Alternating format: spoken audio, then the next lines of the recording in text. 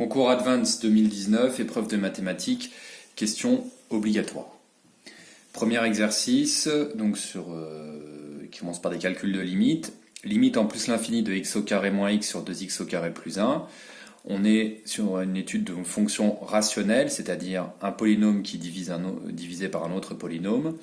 En plus l'infini, on peut utiliser la méthode dite des termes de plus haut degré. La fonction va se comporter comme le rapport des termes de plus haut degré. C'est-à-dire que la limite en plus l'infini de x au carré moins x sur 2x au carré plus 1 sera égale à la limite en plus l'infini de x au carré sur 2x au carré. Soit la limite en plus l'infini de 1 demi, soit 1 demi. Réponse vraie. Affirmation vraie. Deuxième question, limite en plus l'infini de x sur exponentielle x, c'est le théorème des croissances comparées. Votre cours vous dit que cette limite est égale à 0. Donc vrai. Troisième question, piège. Ici, on vous demande la limite en 0 de ln de x. Vous avez vu en cours que la limite en 0 quand x tend vers 0 par valeur supérieure de ln de x est moins l'infini. Mais la limite lorsque x tend vers 0 de ln de x par valeur inférieure n'existe pas.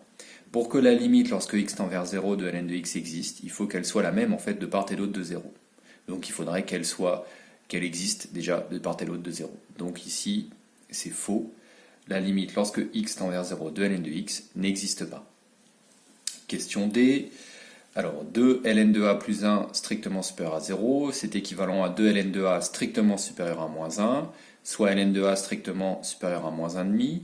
On peut appliquer la fonction exponentielle qui est strictement croissante, donc ça ne change pas le sens de l'inégalité, et on obtient exponentielle de ln de a strictement plus grand que exponentielle de moins 1,5, soit a strictement plus grand que 1 sur exponentielle de 1,5, soit a strictement plus grand que 1 sur racine de e, et non pas racine de e comme proposé dans la question. Donc affirmation fausse.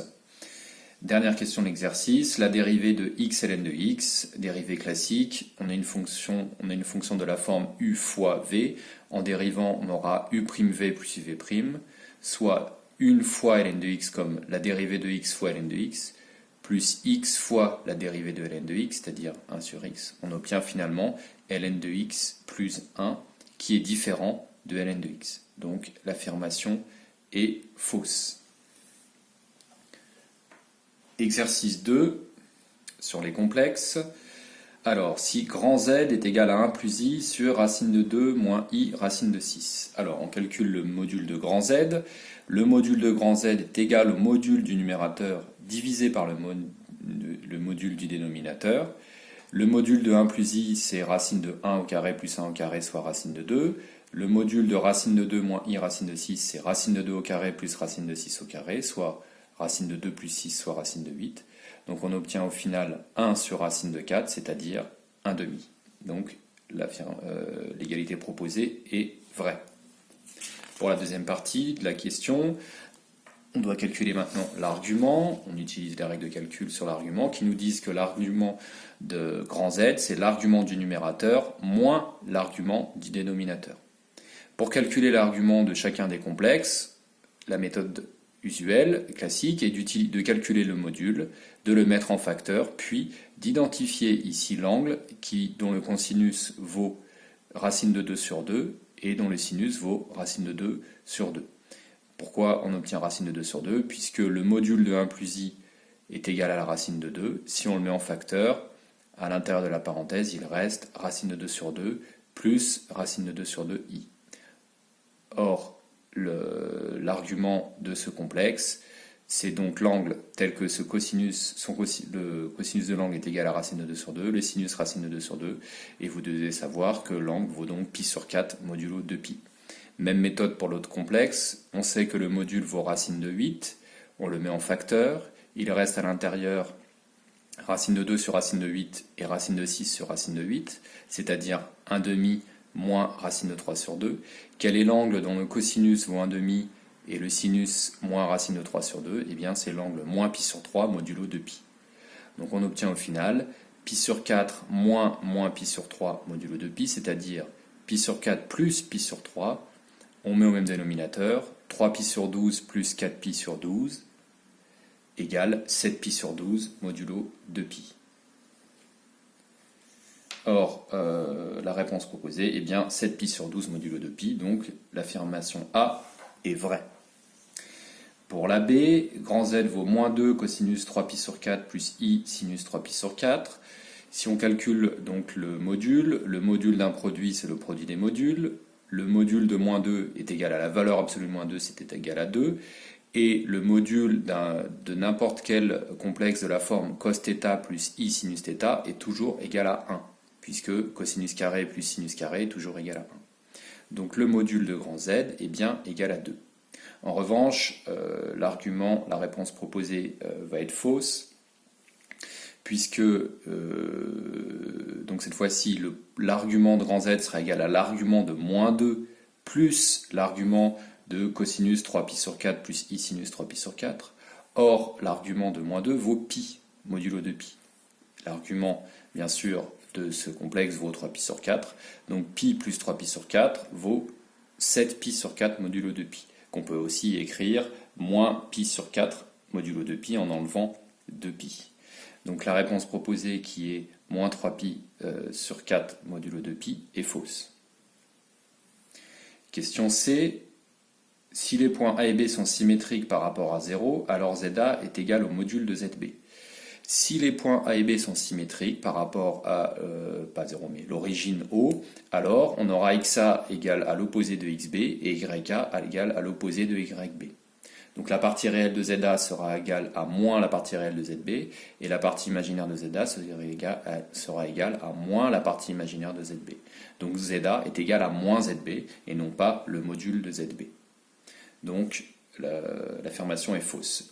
Si A et B sont, pour que ZA soit égal au module de ZB, il aurait fallu que A et B soient symétriques par rapport à l'axe des abscisses.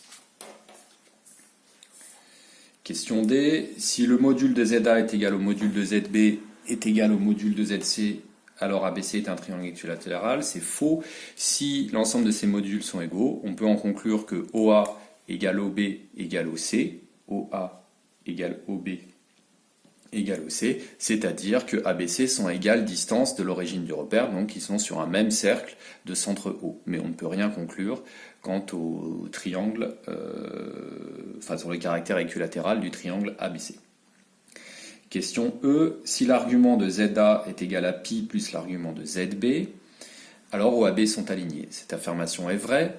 Si l'argument de ZA est égal à pi plus l'argument de ZB, alors, en remplaçant l'argument de ZA par l'angle UOA et l'argument de ZB par l'angle UOB, on obtient donc UOA égale pi plus UOB, c'est-à-dire en passant l'angle de l'autre côté, UOB de l'autre côté, OBU plus UOA égale pi modulo 2pi, puisque moins UOB sera égal à OBU.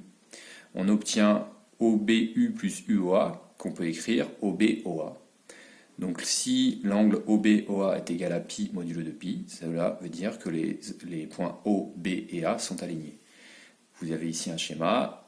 Si le point A est ici, voici son argument, on rajoute pi, voici l'argument de B, on voit bien que O, A et B sont alignés.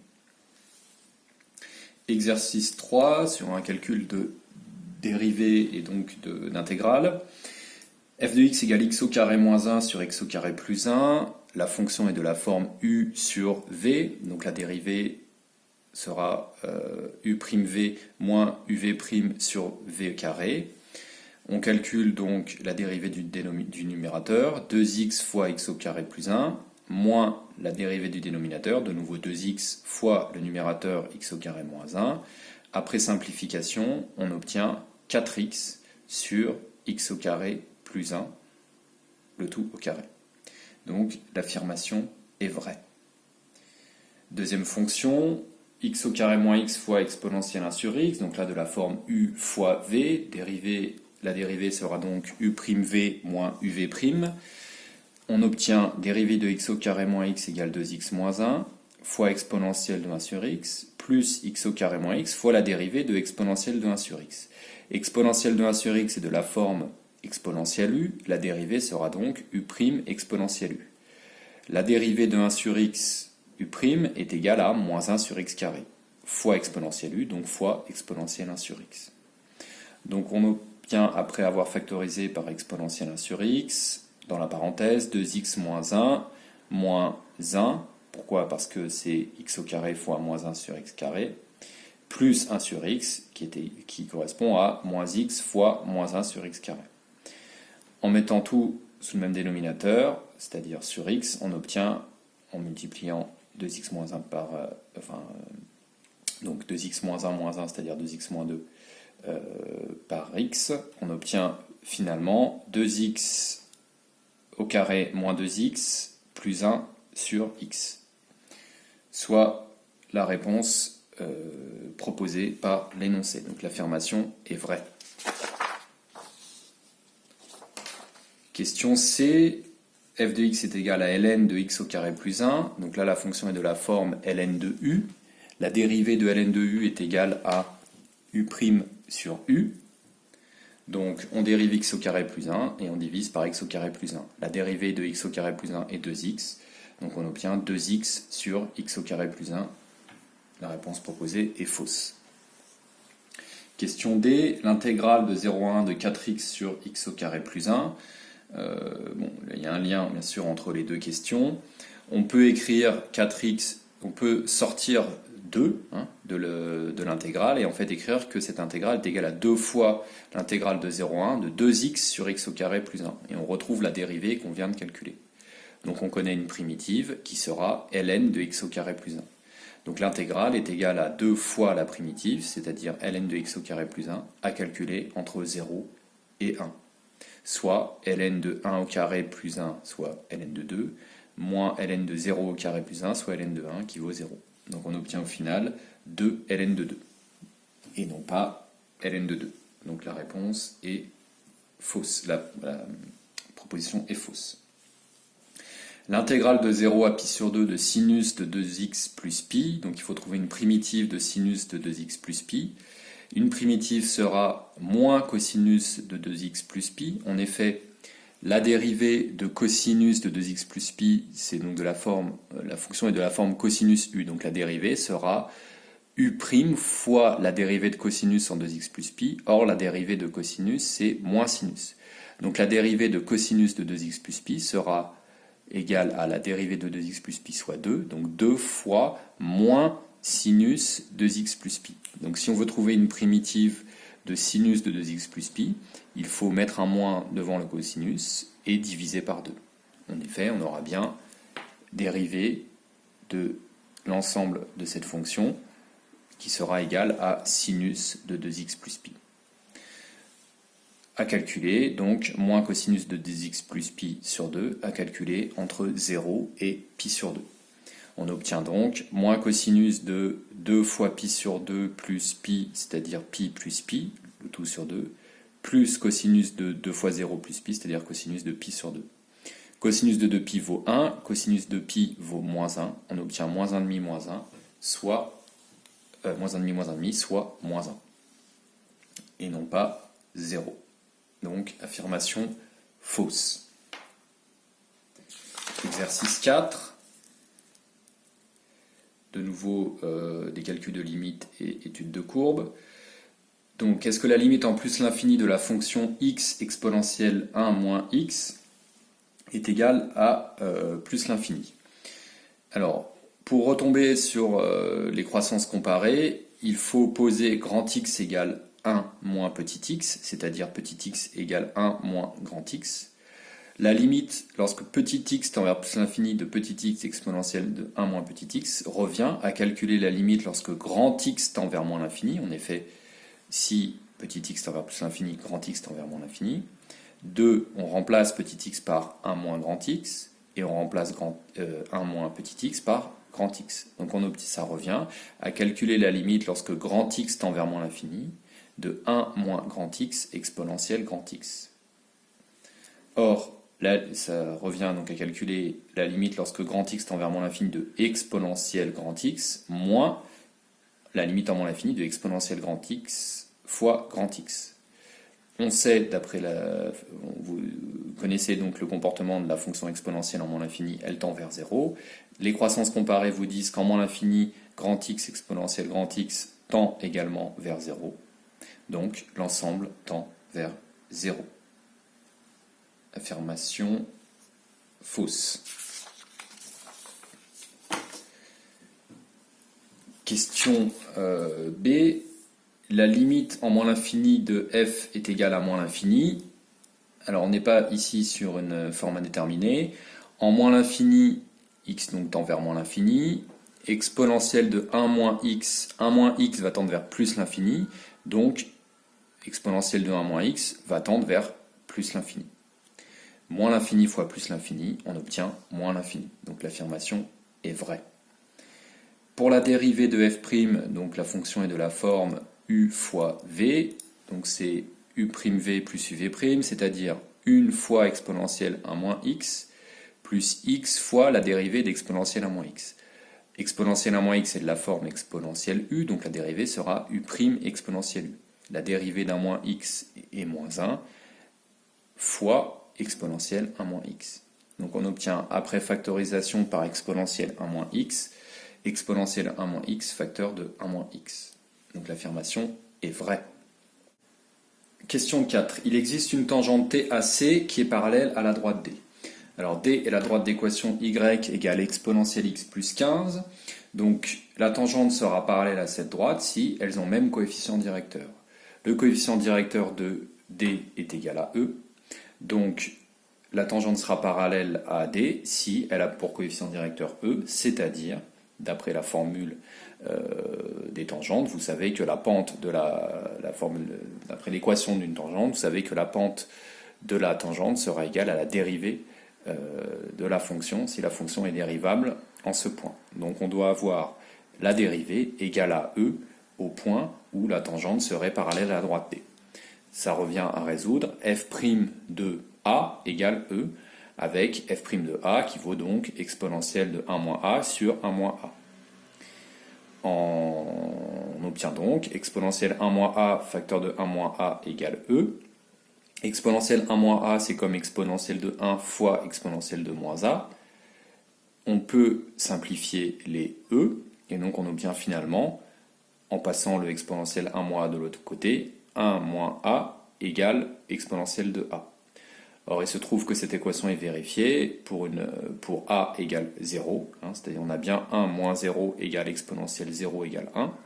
Donc la tangente au point de coordonnées 0, f de 0 sera bien parallèle à la droite D, puisque la dérivée en ce point est égale à E, et donc est égale à la pente de la droite d'équation D. Donc l'affirmation est vraie. Question E, C est en dessous de la droite grand D sur moins l'infini 0. Alors pour savoir si la courbe est en dessous, il faut calculer. Donc on sait que f de x est égal à x exponentielle 1 moins x et que la droite D a pour équation y égale x. Donc il faut étudier le signe de f de x moins x, c'est-à-dire la fonction associée à grand C et la fonction associée à grand D. En mettant x en facteur, on obtient x facteur de exponentielle 1 moins x sur moins 1.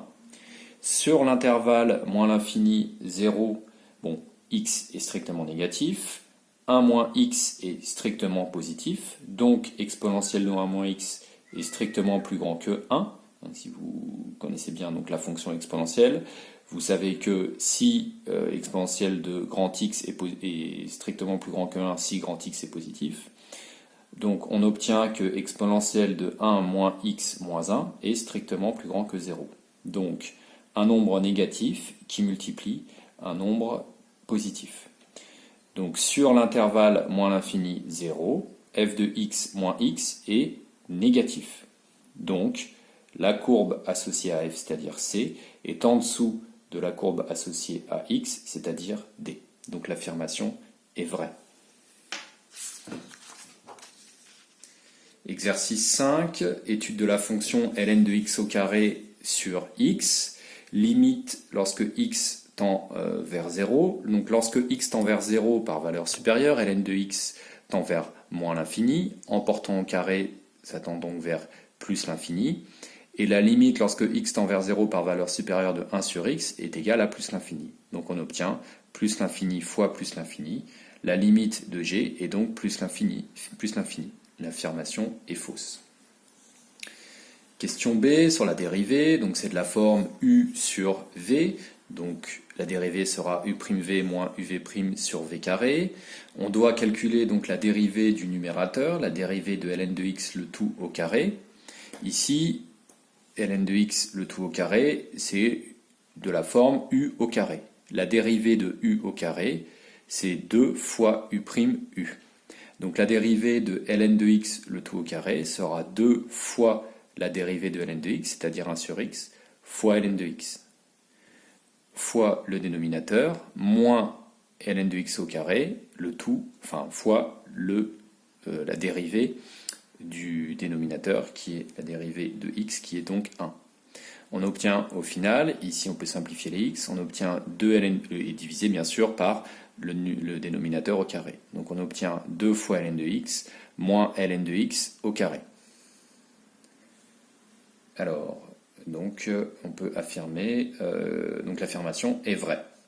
Question suivante, pour tout réel strictement positif, g de x sur 2 est égal à ln de racine de x sur racine de x le tout au carré. Alors g de x sur 2 était donc égal à 1 demi de ln de x le tout au carré sur x. On va prendre le 1 demi et le passer à l'intérieur de la parenthèse qui est portée au carré, donc à l'intérieur il va devenir 1 sur racine de 2 de ln de x le tout au carré.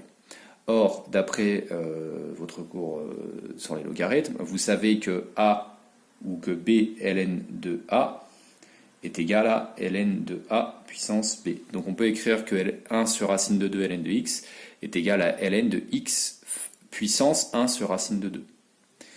Par ailleurs, x, on peut l'écrire sous la forme, bien sûr, racine de x, le tout au carré. Donc on obtient au final ln de x puissance 1 sur racine de 2 divisé par racine de x, le tout au carré, qui est différent de l'égalité proposée. En fait, pour avoir ce qu'il faudrait, pour obtenir cette expression-là, il aurait fallu diviser g de x par 4. Donc pourquoi? Parce qu'on aurait pu, donc on aurait un quart qu'on aurait pu incorporer à l'intérieur du carré, et il serait devenu donc, une fois à l'intérieur du carré, transformé en 1 demi. Et ce 1 demi, en utilisant cette même propriété, serait devenu à la puissance de x, serait venu en puissance sur x, donc on aurait eu ln de x puissance 1 demi, et non pas 1 sur racine de 2, divisé par racine de x au carré. Donc, c'est-à-dire x puissance 1 demi, c'est bien racine de x. Donc ça n'est pas g de x sur 2 qui est égal à cette expression, mais g de x sur 4. On va l'utiliser un peu plus loin, notamment donc à la question suivante. C admet une asymptote parallèle à l'axe des abscisses. Donc, pour savoir si C admet une asymptote, il faut étudier le comportement de la courbe donc à l'infini. Ici, la fonction est définie sur 0 plus l'infini, donc on étudie la limite en plus l'infini de la fonction. On va pouvoir écrire justement g de x comme 4 fois ln de racine de x sur racine de x le tout au carré. Donc limite de g de x est égale à la limite en plus l'infini de 4 fois cette expression. Quel est l'intérêt de l'écrire sous cette forme-ci? C'est qu'on va pouvoir retomber sur les croissances comparées de votre cours. Les croissances comparées de votre cours vous disent que en plus l'infini, ln de x sur x tend vers 0. En posant grand X égale racine de x, on retombe sur la limite lorsque grand X tend vers plus l'infini de 4 ln de grand X sur x. Donc vous pouvez affirmer que la limite est nulle. Donc on obtient finalement que la limite de g de x en plus l'infini est 0. Donc on a bien une asymptote horizontale d'équation y égale 0 en plus l'infini.